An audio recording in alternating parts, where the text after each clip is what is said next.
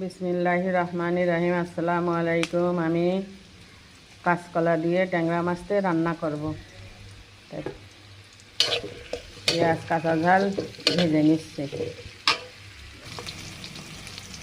লবণ, হলুদ, ধনে জিরের গুঁড়া সব গুঁড়ো মশলাগুলো দিয়ে দিলাম, ভালো করে ভেজে নেব।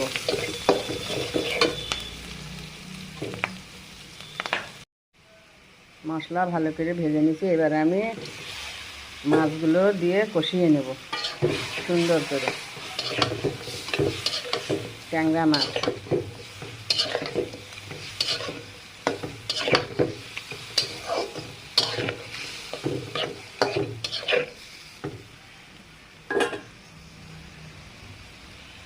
কষাই নেব, পানি দিয়ে দিলাম। মাছগুলো কষিয়ে তুলে নিয়েছি, এবার আমি কলাগুলো দিয়ে দিচ্ছি, কলাগুলো কষাই নেব।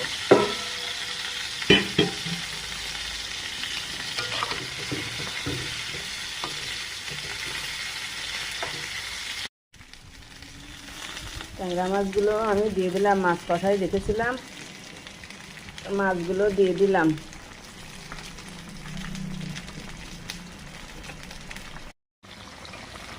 কলা দিয়ে ট্যাংরা মাছ রান্নাটা আমার হয়ে গেছে।